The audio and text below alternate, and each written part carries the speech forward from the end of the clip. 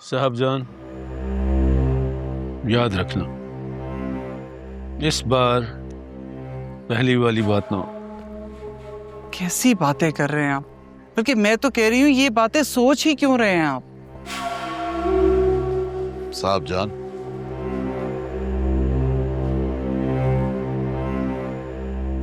आ रहा है वो।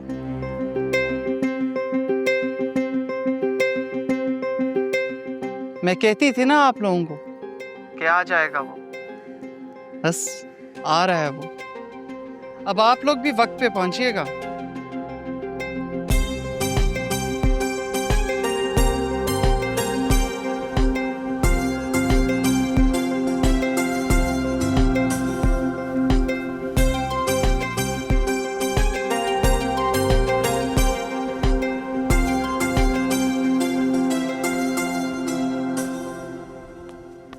माशाल्लाह, मेरी बेटी का रूप तो पहले ही इतना माशाल्लाह था और अब उपटन के बाद और निखर गया है। उपटन आपके हाथों से जो लगी थी, रूप तो आना था ना। मोहब्बत से किए हर काम में बरकत होती है बेटी। अम्मा, मुझे आपकी मोहब्बत इबादत जैसी लगती है। इबादत का दूसरा नाम ही मोहब्बत है। कहाँ जा रही है? चाय बनाने? नहीं नहीं, आज तेरी शादी है। अरे तू दुल्हन बनेगी, घर के किसी काम को हाथ नहीं लगाएगी तू। ठीक है। और वैसे भी हवेली में ना गीत संगीत है, खाना वहीं से आएगा। अच्छा? हाँ, अमीर की शादी का शोर सुनकर तुझे समझ जाना चाहिए कि वहाँ शादी का हंगामा चल रहा है। लाजो अम्मा, मुझे हंगामा पसंद ही नहीं है, ना अपने लिए ना अमीर की बेटी के लिए। मैं तो एक गरीब औरत हूँ बेटी। मैं तो अपने बेटे के बारात में शादियाना भी नहीं बजवा सकती। लाजो अम्मा, अगर मनपसंद आदमी से शादी हो रही हो तो अंदर बाहर खुशियाँ नाच रही होती हैं। मैं खुश हूँ अम्मा, और मुझे नहीं चाहिए ये ढोल बाजे वगैरह। मेरे शहजादे बेटे को तेरे जैसी दुल्हन मिल रही है। तू सूरत की भी अच्छी है और दिल की भी।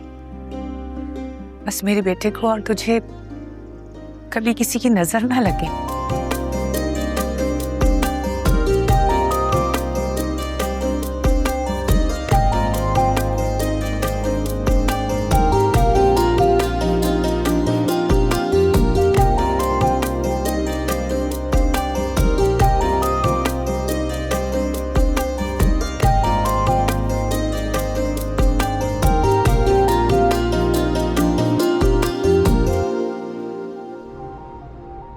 पता है, ये हुकूमत ने पुलिस मुझे दी है कि अगर कभी मेरी जान पे हमला हो जाए तो ये मुझे बचा ले। काश कोई ऐसी पुलिस भी होती जो दिल पे हमला करने वालों से बचा लेती। पता है अम्मा पप्पो, मोतिया को मैं कह रहा था कि उन्नों को उठाने के लिए उसके भाइयों को भेजा गया था। मुझे लगा मेरा बाप आएगा, लेकिन मेरे बाप ने मेरे भाई को भेज दिया।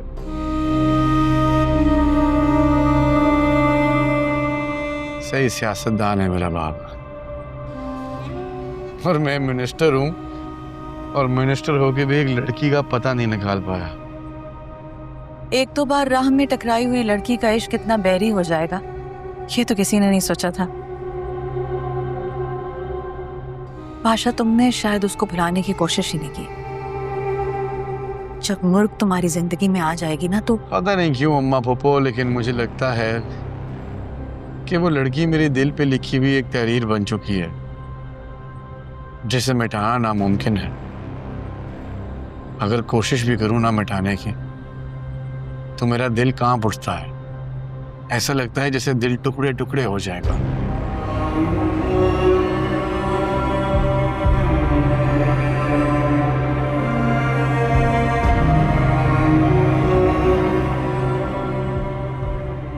सुना है मुर्ग का रंग बहुत गोरा है, उसके हाथों की उंगलियां मखरूती हैं। बहुत खूबसूरत है। ये दिल रंगो रूप का शुदाई नहीं है, ये दिल तो उसका है जो दस्तरस में नहीं, जो ला हासिल नहीं है। फिर रंग रूप खदो खाल कहाँ भाते हैं जब हम किसी अनजान के हो जाते हैं।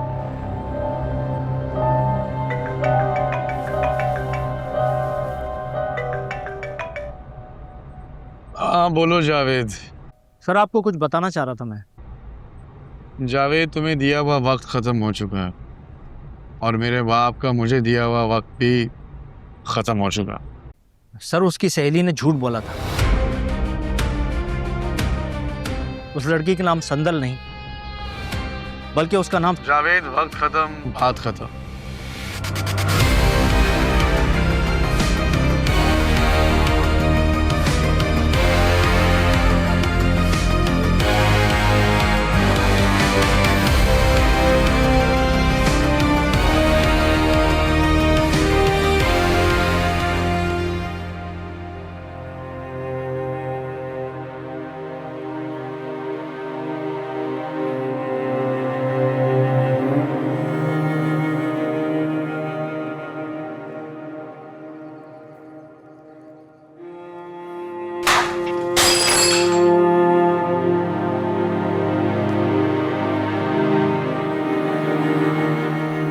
सब खैरियत बेटा?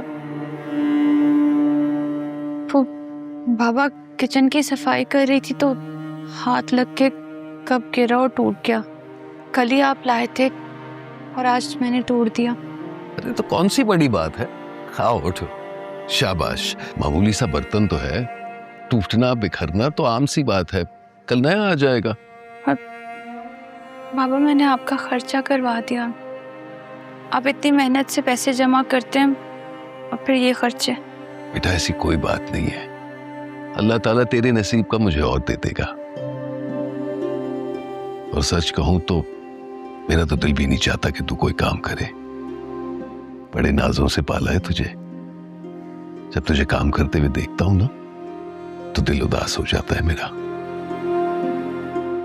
काश मेरी बेटी की शादी किसी ऐसे घराने में हो जहां बहुत सारे नौकर चाकर हो, तो तुझे कभी काम करना ही ना पड़े, बस खुश रहे। बाबा आप ख्वाबों की तरह क्यों सोचते हैं? हम गरीब लोग हैं और गरीब लोग ऐसे ख्वाब नहीं देखते। क्यों?